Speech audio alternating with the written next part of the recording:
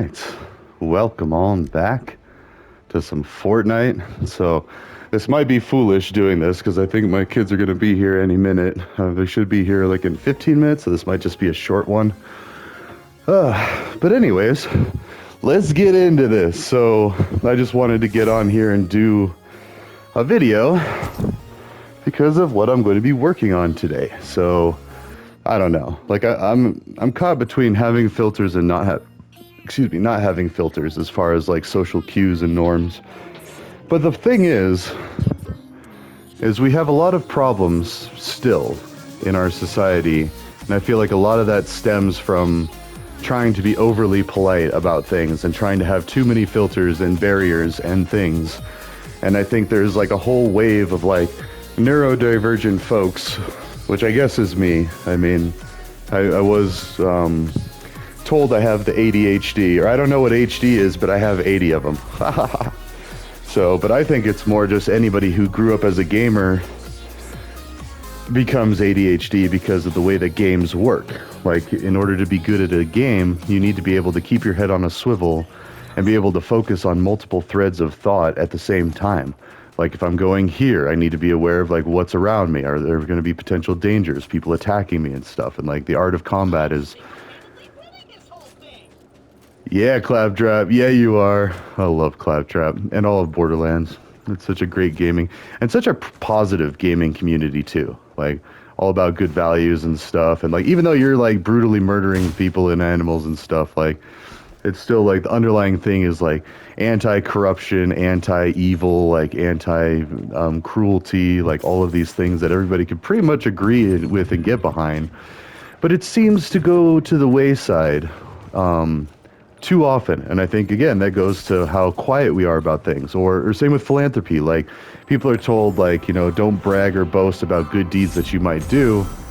And that's true. You shouldn't be doing good deeds just to get the recognition. But people need to be aware of when people are doing good deeds. So, and that's kind of like a complicated matrix of, like, you know, should I report this? Should I not report this? Should I, you know, report that someone's doing good? Should I not report it? And like, and there are people in the community that will do stuff like that. They'll hand out awards and give out recognition. And I got an Optimus Award. I don't even know what I did, but they wanted to give me an Optimus Award. So I was like, all right, cool. And so I have a plaque that says I was an optimist. I was a cheery fellow as a kiddo that liked to look on the bright side of life, as Monty Python told me in Life of Brian. Always look on the bright side of life. As they're being crucified and such. So, for religious beliefs, wanting to try to follow this Jesus guy that said a lot of nice things and be kind to the foreigner, the prisoner, and the poor, which a lot of people seem to forget, and then they still say, oh yeah, I'm Christian, like blah, blah, blah, blah, blah, and like, no, you're not. Like, Jesus said very simply, treat the lowliest of the lows as me, and you will enter the kingdom of heaven. Or like, basically that's the gist of what he said. And like, and I was raised a Christian. I'm more agnostic and skeptical now just because of all the perversions over the years that, like, I don't like to claim Christianity because I'm like, man, there's a lot of dumb people that do, and I don't want to be lumped into those people. Because just like hearing the stories and singing songs every Sunday isn't enough. Like, you got to listen to the message and actually do what Jesus would want you to do, if you subscribe to that. Like, if you don't subscribe to that, sure. Muhammad said a lot of the same things too. Treat people with kindness, only go to war if it's necessary. Like, you know, defend yourself, sure, but they were more about giving charity to the poor.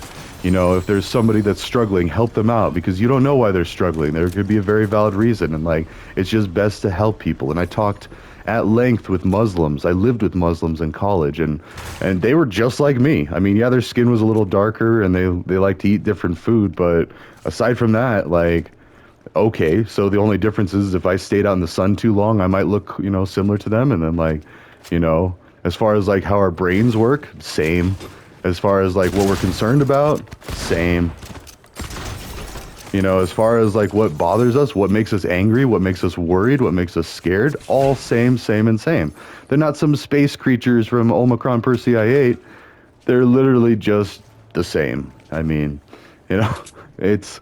And it was eye-opening. And this coming from somebody, so back in the day after 9/11 happened, I enlisted in the Marine Corps and I was ready to kill a lot of Middle Eastern people. I was out for blood, I was out for vengeance. I was so angry because of the propaganda that our country was putting on. The US, by the way. They were Dick Cheney was the worst of it too. And rest in piss basically, because basically what he did is he upset a lot of people.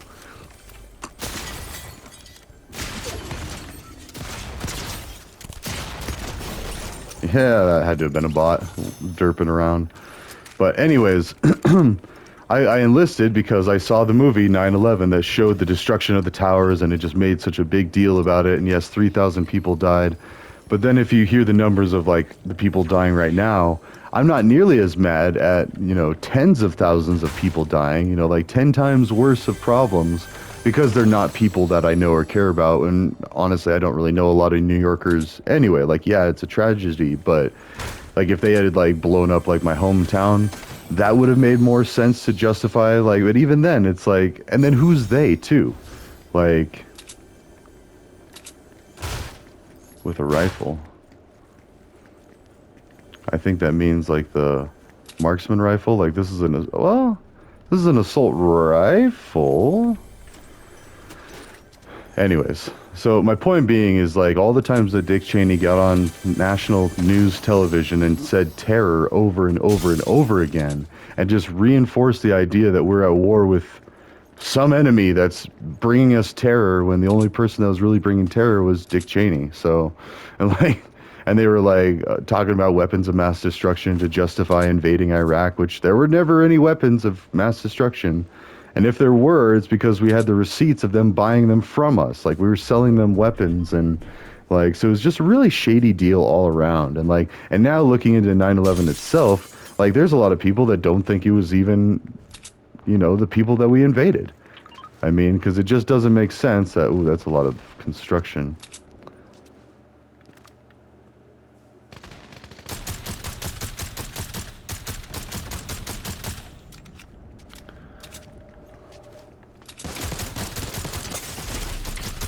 Oh, this is bad. I'm just not good at this game anymore. Like I've lost my skills a while.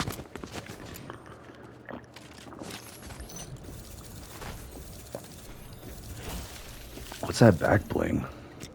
It's like Saw or something. Anyways, let's go ahead and play another match. I'm probably going to end up having this only be a 15-minute video at best, because that's why I love wireless controllers. I'm up walking around, making sure I'm looking outside for when the car gets here, so I know to cut the video and the gaming short and spend time with my kiddos. So I'm a co-parent, by the way, for anybody curious. And I'm also watched by the feds and the local police and all that, so don't try anything. They are probably, I mean, I don't want to boast that, but like, they are two of the most protected kids because their father is questionable, but in a good way. Like, that's the funny thing. I've had so many people say that, like, when they describe me, they're like, well, he makes me nervous and scared, but like in a good way. Like, if I ever broke the rules or if I ever hurt anybody, I would be worried about A-Rye coming after me, but if I don't do anything bad, then there's really nothing to worry about. I would have made a great cop, I feel like. Also, okay, that is how the weapons are set up. Sorry, I was also thinking about that. I feel like, because I had that there, and then once that picked up there, so that's like the natural way that the game even wants you to do it. I thought I was all weird the other day. My son likes to do it the opposite way. He likes the assault rifle, and then the shotgun, or no, he likes the SMG, then the shotgun, then the assault rifle. Personally, I find like lead with your most powerful gun, this for close range, and then this to finish off if you need like more. So, also notice this glitch is back. The thanking the bus driver doesn't appear until after. I've noticed that 3 ways now. First, it was the words appeared, but they weren't visible on the opening, like that screen, and I can see that might be like a layer of the graphics. But then I saw that they fixed that, or they changed it to where you could see all the people thanking the bus driver for the entirety of the thing, and now it's gone back to where they just delay the appearance of the words on the screen, or at least that's what it looks like. There's a lot of different accomplishments. I love Scratch so much, because Scratch is basically like teaching you how to make like a website or a game, like, but then with like blocks of code instead of having to actually do, and I still do that every airport, does that scan, and where you have to put your hands above your head. I do the Wu-Tang. I'm usually wearing shorts, and I got a giant Wu-Tang tattoo blasted on my leg. No other tattoos, really. I mean,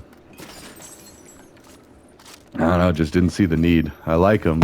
They're expensive, and the Wu-Tang was really the only one that I really wanted on my body forever. Like, that was one that I could really get behind being excited about. So, they are such gents. And smart, too.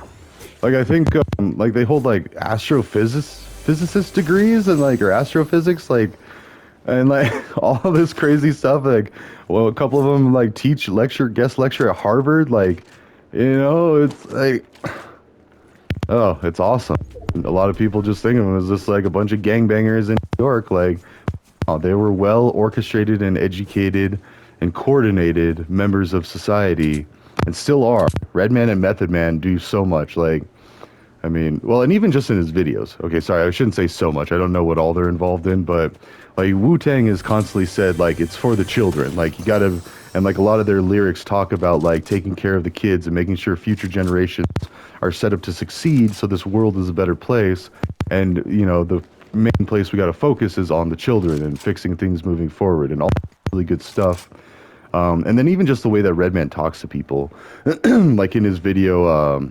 I forget which video that is, but jeez, I'm drawing a blank. It's from his new Muddy Waters 2 album.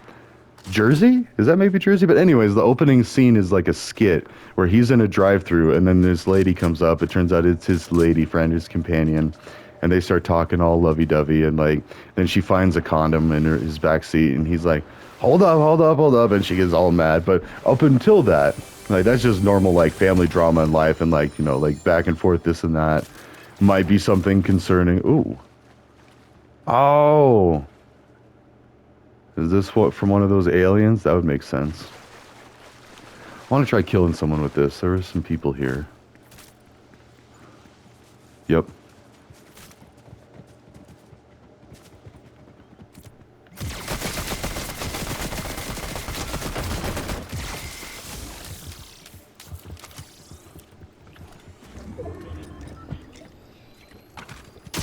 Ah! Oh, that was scary.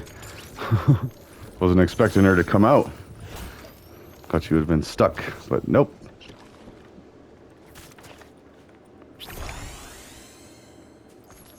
Oh, it heals 30 shield and some health? That's interesting.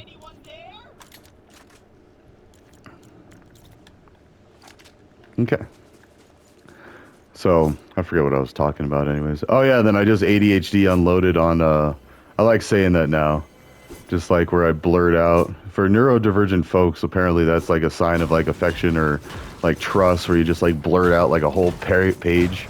And like we were doing short intros and everything, and I did a long intro, but basically put everything out there. I was like, that's me. Here's my socials. Here's what I'm about. That's... Oh, is it underground? The floor! Do you not hear it? I'm just kidding. Like the Telltale Heart.